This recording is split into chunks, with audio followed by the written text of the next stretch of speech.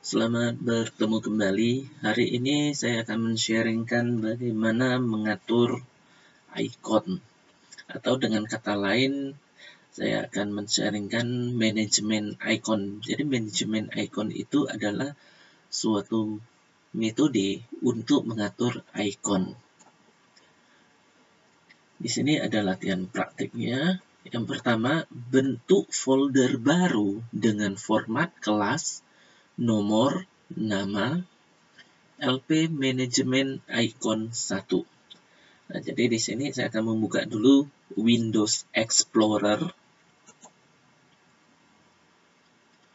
Setelah itu saya buka Drive D, mau buka dari navigation pane boleh atau dari local disk D yang ada di tampilan Windows Explorer ini juga boleh. Saya buka dari sini, saya double klik aja. Kemudian saya akan membentuk folder baru, klik kanan, New, Folder, dari sini bisa, atau dari tombol New Folder ini. Ini udah tertulis New Folder 3. Nah, sebagai contoh saya akan berikan kelasnya adalah 7K, nomor kelas 25, nama murid Juminten, LP Manajemen Icon 1. Lalu saya enterkan. Kemudian saya akan membuka folder ini.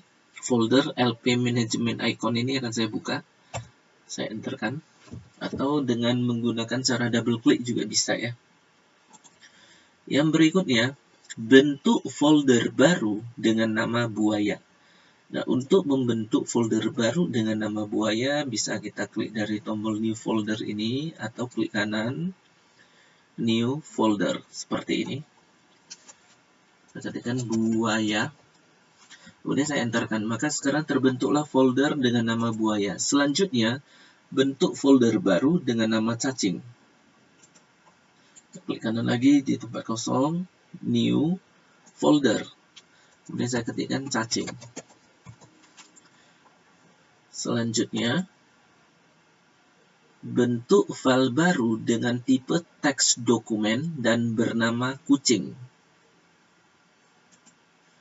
Untuk membentuk file baru, maka saya letakkan mouse pointer di tempat kosong, klik kanan, New, kemudian ini ada urutannya folder, shortcut. Di bawah shortcut adalah berbagai jenis file yang bisa saya bentuk. Nah, di sini saya pilih teks dokumen. Kemudian saya ketikkan nama filenya kucing. Maka sekarang terbentuk file dengan nama kucing. Selanjutnya, bentuk file baru dengan tipe Microsoft Excel Worksheet dan bernama tikus. Saya letakkan mouse pointer di tempat kosong, klik kanan, New, lalu di bawah shortcut ya, sekarang saya akan mencari tipe Microsoft Excel Worksheet. Ini dia. Selanjutnya saya ketikkan namanya tikus. Kemudian saya enterkan, maka sekarang terbentuk file baru dengan tipe Microsoft Excel Worksheet dan bernama tikus. Yang selanjutnya, shortcut untuk folder buaya. Caranya gini, ini folder buaya, letakkan saja mouse pointer di tulisan buaya ini, klik kanan, pilih create shortcut, maka terbentuklah shortcut untuk folder buaya dengan nama buaya shortcut. Selanjutnya, shortcut untuk file kucing. Sekarang saya letakkan mouse pointer di file kucing. Yang ini file kucing, klik kanan, create shortcut, maka terbentuklah shortcut untuk file kucing dengan nama kucing shortcut. Selanjutnya, ganti nama folder buaya menjadi itik. Cara menggantinya begini, ini folder buaya, yang ini folder, kemudian klik kanan, rename. Jadi rename ini digunakan untuk mengganti nama. Setelah itu ketikkan itik. Selanjutnya, ganti nama buaya shortcut menjadi beruang. Ini buaya shortcut, kemudian klik kanan, rename, lalu ketikkan beruang. Selanjutnya, hapus folder itik dan shortcut beruang. Nah, untuk menghapus folder itik, caranya begini. Letakkan mouse pointer di folder itik ini, klik kanan, lalu pilih delete. Maka sekarang folder itik sudah terhapus. Kemudian, hapus shortcut beruang. Cara menghapus shortcut beruang, letakkan mouse pointer di shortcut beruang. Ini ada tanda panah di sudut kiri bawah ya. Klik kanan pada shortcut beruang, kemudian pilih delete. Maka sekarang shortcut beruang sudah terhapus. Yang selanjutnya, kembalikan folder itik ke tempat asalnya. Nah, ketika kita menghapus, ketika kita menggunakan perintah delete ya, maka ikon yang dihapus berada di dalam recycle bin. Nah, jadi kita akan membuka recycle bin-nya dulu. Ini sudah berada di tampilan desktop. Ini recycle bin, saya double klik dulu untuk membukanya. Nah, di sini ada folder itik yang ini. Nah, di sini saya akan mengembalikan folder itik ke tempat asalnya. Jadi di sini diminta kembalikan folder itik ke tempat asalnya.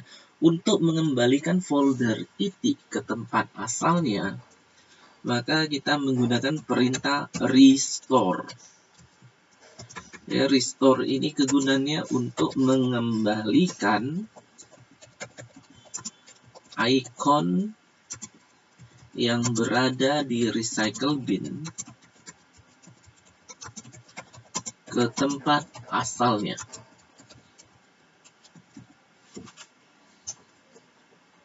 Jadi caranya begini. Ini recycle bin-nya, kemudian mouse pointer di folder itik, klik kanan, pilih restore. Nah, sekarang recycle bin ini saya close-kan. Dan saya buka kembali yang ini di folder LP Management Icon 1. Maka folder itik telah kembali ke dalam folder LP Management Icon 1. Yang berikutnya, kosongkan recycle bin. Nah, cara mengosongkan recycle bin, caranya begini. Ini saya kembali ke tampilan desktop ya. Jadi kalau misalkan begini, kita udah buka begitu banyak ya. Misalkan ini saya buka, kemudian ini saya buka, begitu banyak. Untuk kembali ke desktop, caranya begini. Kita letakkan aja mouse pointer di taskbar. Daripada kita meminimize satu-satu ya. Meminimize satu-satu window.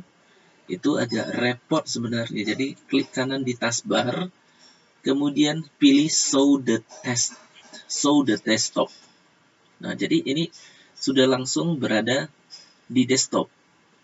Nah, yang berikutnya di sini icon recycle bin-nya, klik kanan, pilih empty recycle bin. Are you sure you want to permanently delete this? Kalau di tempat saya di sini di laptop di icon di recycle bin saya ada 17 item ya. Jadi di sini tertulis are you sure you want to permanently delete this 17 items? Yes. Maka di sini ketika saya yes kan, maka recycle bin sekarang sudah dalam keadaan kosong. Kemudian saya close-kan recycle bin-nya. Yang berikutnya, jadi perintah untuk mengosongkan recycle bin ya adalah empty recycle bin. Kegunaannya mengosongkan isi recycle bin. Yang selanjutnya, ubah tampilan icon di dalam folder LP Management Icon sesuai dengan instruksi guru. Nah, untuk mengubah tampilan icon di dalam LP Management Icon ini ya, ini folder LP Management Icon, di dalamnya ada ini, ada itemnya. Jadi total itemnya, kalau kita lihat total itemnya di sini sebanyak 5 item. Ini ada keterangannya 5 items. Jadi ada 5 item. Nah, foldernya ada 2. Ini folder. Lalu shortcut yang ada tanda panah ini, shortcutnya 1, filenya 2. Jadi foldernya 2, file 2, shortcut 1.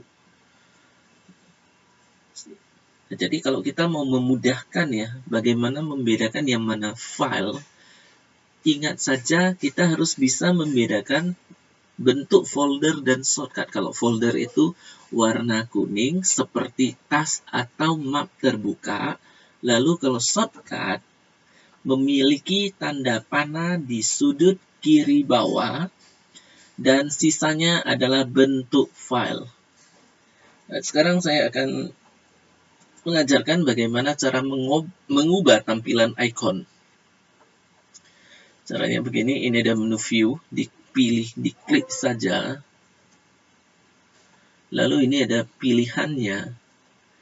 Kalau saya mulai dari details, ini tampilan details. Jadi dalam tampilan details ada name, date modified, type, size. Jadi ini ada kolomnya untuk tampilan details.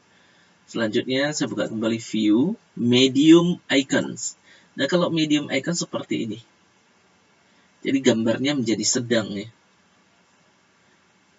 Di tempat posisinya seperti ini sejajar dalam keadaan horizontal. Kemudian saya buka kembali view, content. Nah, content begini dalam keadaan vertikal dan ada garis pembatas di tiap ikonnya. Ada garis pembatasnya. Kemudian saya kembali klik view, list. Kalau list seperti ini, bentuknya vertikal tapi tidak ada garis pembatasnya. Dan gambar ikonnya ini juga kecil. Kemudian view, large icon. Nah, kalau large icon seperti ini, dalam keadaan besar gambarnya, dalam posisi horizontal. Kemudian view, tiles. Kalau tiles seperti ini, nah pada keadaan tiles di sini ada keterangan untuk file dan shortcutnya. Sedangkan dalam folder ini nggak ada keterangan apa-apa yang muncul seperti ini. Kalau pada file sebagai contoh di file kucing ini ada keterangannya text document 0 bytes. Kemudian di file tikus juga di sini ada keterangannya Microsoft Excel worksheet. Kapasitasnya ini 6,01 kilobyte. Dan untuk shortcut kucing, ini ada keterangannya shortcut kapasitasnya 1,14 kilobyte. Atau besarnya file ini ya 1,14 kilobyte. Selanjutnya, view, small icons. Nah, small icons dalam keadaan gambar yang paling kecil seperti ini. Ini yang paling kecil gambarnya small icons. Jadi posisi ikonnya ini dalam keadaan horizontal.